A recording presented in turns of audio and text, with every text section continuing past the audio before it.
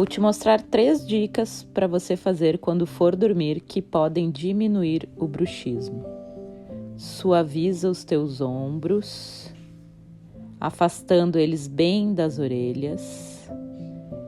Relaxa as tuas pálpebras e sobrancelhas.